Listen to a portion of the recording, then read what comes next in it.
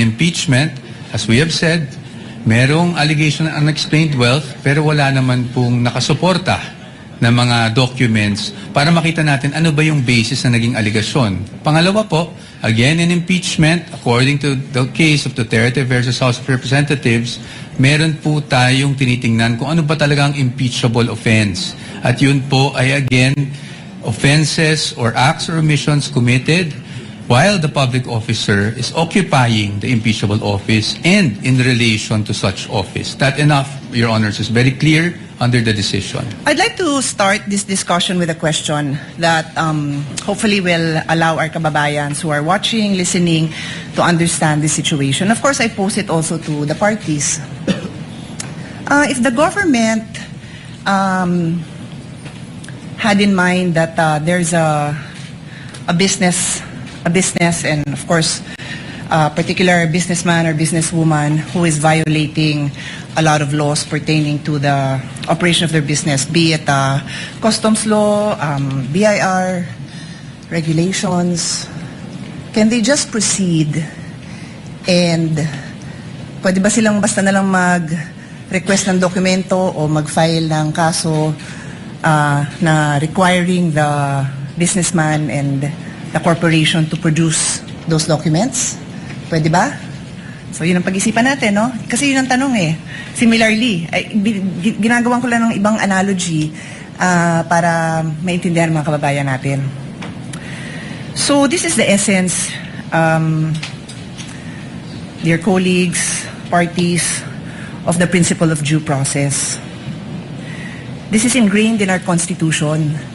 Totoo po na may karapatan ang gobyerno at obligasyon ng gobyernong patakbuhin ng maayos ang gobyerno, but it is always with due respect to the rights of every individual Filipino. That is the right to life, liberty, and property. So bago mo sagasaan yung right to life, liberty, and property, siguraduhin mo lang na may basihan ka. Yun lang naman ang sabi. So of course, ako, gusto ko talaga na maayos ang patakbo ng gobyerno para if somebody's life is also in danger, then government has to step up and prevent somebody's liberty. Kasi nga, sinasagasaan niya yung life and liberty ng ibang tao. So it's a balance, no? I think we can all agree it's a balance.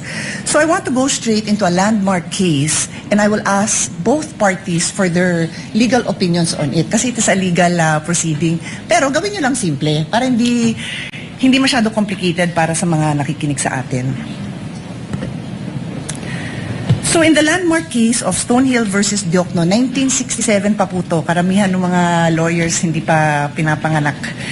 The importance of due process was highlighted and the Supreme Court discussed 2 points. General warrants are void. Sabi ng Supreme Court, a warrant must be issued on probable cause for one specific offense and must particularly describe the thing being seized. So kailangan particular ang description dun sa warrant. Warrants that leave it to the discretion of the officer serving them to decide what to seize or general warrants are outlawed by the Constitution because they place the sanctity of the home and privacy at the mercy of prosecutors. So sinabi dito na kailangan specific. Take note warrant ito ha. So naman ang pinag-uusapan natin. Alam ko po yun. Pero I'm pointing it out kasi ang magiging tanong ko later on is kung relevant ito sa kaso. Okay? The other principle that was established in Stonehill versus Diokno was the exclusionary rule. Evidence obtained through an unconstitutional search is inadmissible for any purpose in any proceeding. Ito po yung tinatawag na the fruit of the poison tree. Pag nakuha mo yung information dun sa bawal na paraan, kung ano yung information mo, bawal ipakita yon. And this is where I need to get guidance from the presiding officer. If I'm allowed, I don't have to name names, to share the discussion that we had in caucus para lang mabanggit ko na ito yung mga provisions of law na napag-usapan. Am I allowed to do that? Would you like me to approach you? Please let me know because I will abide. Basically, because ang nangyari is we had our own discussion and I want to mention the provisions of law that we discussed. I don't have to mention names. The lady may proceed. Okay, thank you. So, tungkol dito sa exclusionary rule, ulitin ko, fruits of the poison tree, Doon nga sa aming very open discussion, and I thank many of our colleagues who were I think we engaged in a fruitful discussion for some, not for all. I think yung iba talagang gustong makipag-debate at di-debate kasi gusto ko rin matuto, no? I think all of you will attest na I also wanted to learn from all of you kung anong perceptions nyo sa batas, kung ano din yung sinasabi ng mga abogado nyo. So dun sa Fruits of the Poison Tree, sabi ko, kung yung pinanggalingan ng mga dokumento bawal na kunin ng basta-basta, then paano mo gagamitin? And meron kasing observation na lumabas na kasi yung documents na yon sa House. So nakita na ng publiko sa House. So sabi ko, pero if I will look at, and this is where I will pose the question to all of you, no? Medyo layered so pasensya na sa medyo complicated. Yung isang concern ng defense na nabasa ko is that hindi nag-allege ng ultimate facts. Hindi klaro kung ano yung naging kasalanan at hindi na-identify ng maayos itong facts na to that lead to a conclusion of law. So, wala daw yun. Later on, I will ask both parties again to also clarify that. But the point is, kung walang basihan yung paglabas ng ebidensya na yon, it is the fruit of the poison tree, then you cannot use it. So yun yung importante dito kasi I'm sure nakita nyo sa korte, kahit sabihin nyo pong sa mga legal drama na na-throw out, the case is thrown out because na-violate ang due process. So that's the discussion I want to have. I want to hear both, ha?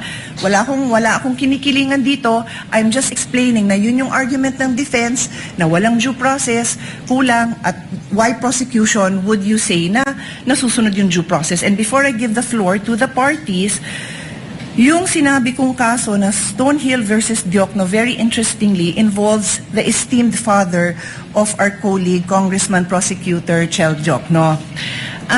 In the case of Stonehill versus Diokno, the father of Congressman Diokno was the Secretary of Justice. And in this case, the government, through the Secretary and other prosecutors, suspected that Harry Stonehill and his associates and several corporations that they controlled were violating central bank laws, tariff and customs laws, Internal Revenue Code, and the Revised Penal Code. So nag-request sila ng issuance of search warrant. At ang gusto nilang tingnan is books of accounts, financial records, vouchers, receipts, ledgers, etc., and other documents showing all the business transactions. Stonehill and the other petitioners filed a petition before the Supreme Court arguing that the search warrants were general warrants because they did not particularly describe the things to be seized. So, general pa pala yun. Books of accounts, financial records, receipts, general pa pala yun. And the Supreme Court ruled that indeed, general warrants are void. Warrants must be based on probable cause. Nasabi ko na yun, ano? And then the case also adopted the exclusionary rule holding that evidence seized under an unconstitutional warrant is inadmissible. So, I now pose my questions. Applicable po ba ang kaso na ito, Stonehill versus Diokno, as far as the prosecution is concerned, and then also for the defense, applicable? Take note, I've read most of the pleadings, well, all of the pleadings, mahahaba sila. I kinda know your answer, but sa dami, I like to hear it again, and I think, of course, karamihan ng kababayan natin did not read it. So explain natin sa kanila, because this is a landmark case. Kung ikaw ay law student na magbabar, ito yung mga kasong titingnan mo. So malay mo, matanong yan sa bar. So nakatulong man lang tayo dun sa mga bar students na maliwanagan sila. Baka mamaya trick question to. Is it applicable or not? That is my question. I will sit down and then I will come back for my next. Thank you. Thank you, Your Honor. If I may be recognized. The member of the panel of prosecutors may proceed to give his answer. Thereafter, the counsel for respondent may do so as well. Iba po ang konteksto ng search warrant na naging main issue sa Stonehill versus Diokno. Sa konteksto po natin na subpoena ang pinag-uusapan. Ang search warrant po, ang governing law po dyan ay nasa Bill of Rights natin, Article 3, Section 3. At kaya siya nandun dahil very invasive po ang search warrant. Pag ang isang judge ay nag-issue ng search warrant, pwedeng pasukin yung opisina o yung bahay ng person involved, pwedeng halungkatin yung lahat ng mga gamit niya doon sa kanyang opisina o sa kanyang bahay. Kaya po naglagay ng maraming limitasyon ang ating konstitusyon dahil marami ng pang-aabuso, marami ng mga halimbawa ng pang-aabuso na nangyari kahit noon pa. Iba po ang pinag-uusapan natin ngayon. Ang pinag-uusapan natin ngayon ay subpoena. Hindi po ito license to enter an office or to search any place. Ito po ay mismong humihiling lang ng mga dokumentong nakasulat sa loob ng subpoena. Therefore, the contexts are very different. When we speak of a search warrant, I do agree there should be very specific limitations on how that warrant can be enforced. Pagdating naman po sa subpoena, meron din po yan, but that is not governed by the Constitution. It's governed by Rule 21 of the Rules of Civil Procedure, which basically provide that for a subpoena to be valid, it must be relevant and it must be definite. Ibig po sa relevance ay may kinalaman na may kaugnayan yan sa mga kailangan patunayan ng mga facts. At pagdating naman sa definiteness ay klaro kung anong mga iba't ibang dokumento ang hinihingi. In our case, we respectfully submit, Your Honors, that we have met both the standards of relevance and materiality. The BIR records, the bank records, and the records of the Anti-Money Laundering Council are relevant to the facts in issue pertaining to the charges of unexplained wealth. Hindi po natin malalaman kung talagang merong unexplained wealth ang Vice President kung hindi natin mabubuksan yung kanyang mga bank records, kung hindi rin natin makikita at mailalatag ang anti-money laundering at BIR records po nila. And insofar as definiteness is concerned, we have specified the particular documents that we are requesting, and we have included as well an explanation of why those are important. Kaya sa aming pananaw po ay we have satisfied the requirements for a subpoena duces tecum. Thank you.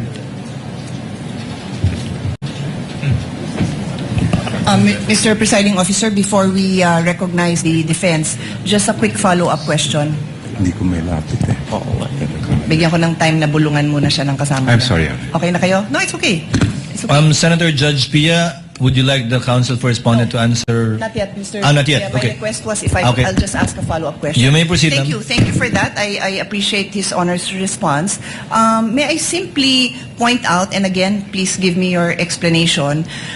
Tama ho yung pagkambanggit nyo na yung nature ng search warrant very invasionary, di ba? Because it requires that pasukin yung bahay, halugugin yung gamit. Pero hindi kaya invasive din yung paghalughog ng records? Is that not extremely parallel? I mean, is it not very similar in the sense that what is being questioned now are the very essence of somebody's savings, earnings? So, which we have to agree, I think there's no doubt that that is protected, but in fact, His Honor is saying that it would fall under the police power. So, imbis na papasukin mo sa bahay na nandun yung mga dokumento, you will do the same by asking these agencies, whether it is the BIR, the banks, or AMLA, to now reveal these documents. So that's my question. Is it in the prosecution's is it the point of view of the prosecution na iba yon, hindi ba invasive yon? Kayo gumamit ng word na invasionary, no, but I'll use invasive, I think. Yeah. Anyway, please answer, and then we'll give the floor to the defense, Mr. Presiding Officer. Counsel for the panel for prosecutors may Thank you, Your answer as he pleases. Yung pong search warrant, kung ano man ang makuhang ebidensya doon, ay direktang binibigay po yun sa court, and that is now considered as evidence by the court that issued the search warrant. Iba po ang subpoena, dahil pag naglabas ang isang hukuman ng subpoena, itong mga records ay hindi po siya considered yet as evidence. Yan po ay ipoproduce lang, dadalhin lang po sa korte, and now it is up to the parties, and I refer to both parties, to decide which of those documents may be relevant in terms of the evidence that they are that they need to present. Yung pong nakikita po natin sa subpoena, it is not in any way invasive because as I mentioned earlier, and as pointed out by Senator Enrile when he was the presiding officer in the Corona trial, we are simply having those documents produced. The admissibility of those documents will only be determined after if offered by the parties. Kaya po sa aming mga pananaw ay malaking-malaki ang pagkaiba ng search warrant sa subpoena. Your Honor, may I be With the recognized? permission of the lady Senator Judge, counsel for respondent may now give his answer to her query. You may proceed, sir. Thank you, Your Honors. Your Honors, ang posisyon po ng depensa dito ay subpoena and a search warrant are very much similar in that both are compulsory processes. No? So, yes, hindi tayo papasok sa bahay ng isang tao o ng nasasakdal, but it will be intrusive because we will be opening up all the financial transactions for sabi nga dito, almost 20 years of the respondent. Kaya po, katulad ng isang search warrant, the things that we are asking for through a subpoena must be particularly described. Kanina po, nabanggit po ng aking kagalang-galang na opposing counsel na particularly described na po yung kanilang naisulat. However, the defense does not agree with that proposition because if we look at it, tama naman po. Nakasulat po dito ng hinihingi nila ay account opening and maintenance records, KYC documents, information files, signature cards, all account and transaction records, ledgers, journals. Basically, Your Honors, this is everything. Ibig sabihin, ni-specify lang nila ang nilalaman ng lahat ng bank records ng respondent. So, in our view, Your Honors, while they took pains to specify each and every document, the truth of the matter is they're asking for everything. Ngayon, pagdating sa subpoena, and even in the case they cited, yung Rocco versus Contreras, no? Nakasulat po doon that for a subpoena to be validly issued, when we talk about particularly describing yung kung ano yung hinihingi, it has to be evidence that is both relevant and material. So ang tanong namin, saan ba dito yung relevant or material? Kasi lahat na po ng records hiningi eh. So, and this bolsters our theory, of course with all due respect to the opposing side, na kaya namin tinatawag o kaya namin natawag na fishing expedition ito. Kasi lahat na ng records hiningi, pero hindi naman matukoy which would actually be relevant, which would actually be evidentiary to the accusations they have made under the articles of impeachment. So, pero dito, hinihingi natin 20 years worth of records. And then, paano po yun? Hihimayin natin, maghahanap tayo ngayon kung may relevant o wala. Which brings me back to yung BIR records. Nakaseal po yung box. So, I would say, both parties, hindi natin alam kung anong nasa loob nun. Yet, we're hoping na somehow, pag nabuksan yung box na yon, meron po tayong makikitang ebidensya. And that's why, again, with all due respect, we called it a fishing expedition. Kasi hindi naman na-identify kung ano mismo doon yung pwedeng ebidensya laban sa sinasabing unexplained wealth umano ng Vice Presidente. So, with the question, for us, yes, the Stonehill case, Stonehill versus Diokno, directly applies to the current proceedings. Kasi nga po doon, sinasabi talaga na dapat specified yung hinihingi, particularly described and relevant. But as of this point, they're asking, Your Honors, for all of these things. And again, while they specified each and every document, kung babasahin niyo po ng mabuti ito, they're actually asking for all bank records without, in fact, telling us which transaction is relevant to their accusation, which transaction will actually support their accusation. Yun po yung aming pananaw dito sa tanong ng ating kagalang-galang na hukom. Thank you po. If Your Honor, please, may be allowed to respond. Hold on, counsel for the panel of prosecutors. Senator Judge P is the one asking the questions. Unless it's not a debate between the two councils. You're merely responding to answers from questions by senator judges. I actually prefer not, pero alam mo na, baka sabihin naman na may bias tayo pag di ko naman pinayagan. Di payagan. no, I defer to Senator Judge Pia, you asked a question, they answered. It is not for the opposing counsel to answer points raised. They had that chance when they did their oral arguments, rebuttal and surrebuttal. You may proceed with your question, Senator Pia. Sige, my question is, what is your question? Or what is your comment? Go ahead. But keep it brief. Keep it brief. Thank you so much, Your Honor. I just wanted to point out that this is the first time actually an impeachment court is faced with the challenge of determining whether the charges of unexplained wealth are valid or not. And yung previous Corona case, hindi po pinayagan ng impeachment court yung Article 2.4 ng Article 2. At kung ang magiging batayan po natin ay yung naging mga desisyon ng ating Korte Suprema, sinabi mismo ng Supreme Court in several cases na pag ang usapin ay unexplained wealth, kailangan makita yung kabuuan ng kinita ng isang lingkod bayan at yung mga dineclare niya sa SALN. Just to quote just a very short portion, sabi ng Supreme Court from the same case I cited earlier, the Ombudsman's failure to account for all lawful sources of income, including proceeds from business ventures and government benefits, further weakens the allegation that Rafael's wealth was unexplained.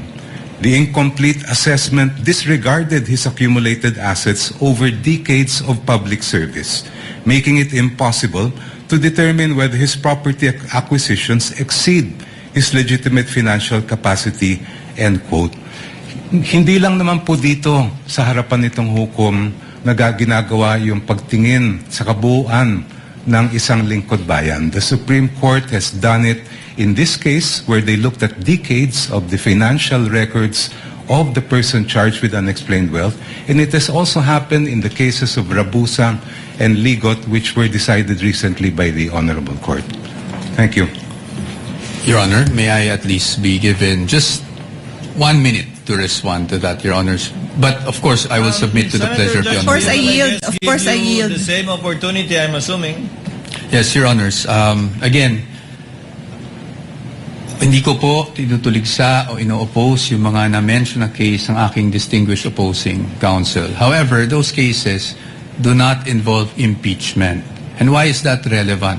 Because in impeachment, as we have said, merong allegation ng unexplained wealth pero wala naman pong nakasuporta na mga documents para makita natin ano ba yung basis na naging aligasyon. Pangalawa po, again in impeachment, according to the case of Duterte versus House of Representatives, meron po tayong tinitingnan kung ano ba talaga ang impeachable offense.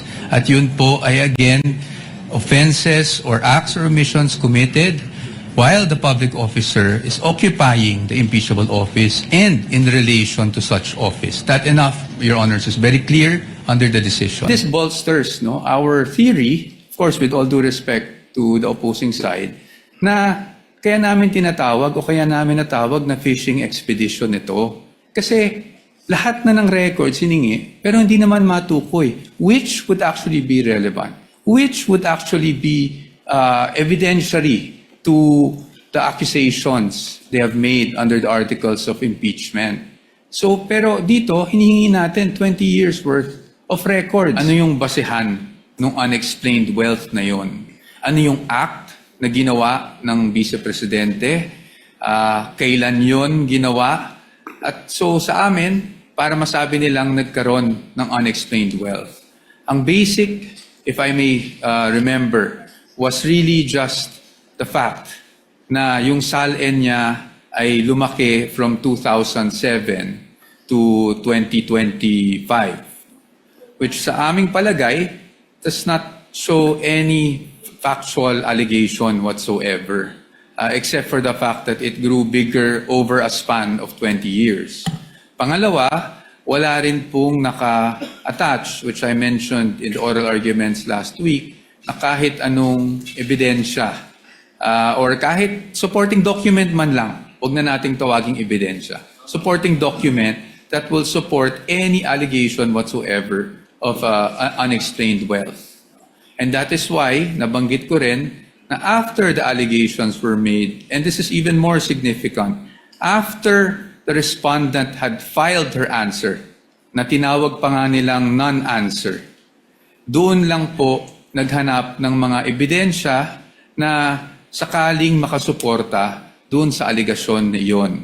That's very important for us because we had already filed our answer before AMLAC documents were suddenly produced with the issuance of subpoenas, before the BIR box were concerned, that we are concerning ourselves with was presented before the Committee on Justice. Nasa panahon na yun, tapos na po kami sumagot. In fact, when they were saying that it was a non-answer, to be very candid with everyone, we wanted to say because it was a non-complaint. Kasi walang ultimate facts na naka-allege for us to even answer. Now, before this honorable court, I do recall that in our answer, we also took pains to discuss the lack of ultimate facts and also what we feel were violations of due process before the Committee on Justice, or at least with the proceedings that were conducted before the Committee on Justice. And that is also why we have a pending motion for exclusion na ikinalakip namin dun sa answer precisely because we were objecting to the fact that these pieces of evidence were produced after we had already filed our answer. Now, on the fishing expedition, I think on the fishing expedition, Your Honors, our main point is this. Even if we read the twin requests for subpoenas, ulit-ulit po, nakasulat po doon, because this may show context, because this may show, prove something.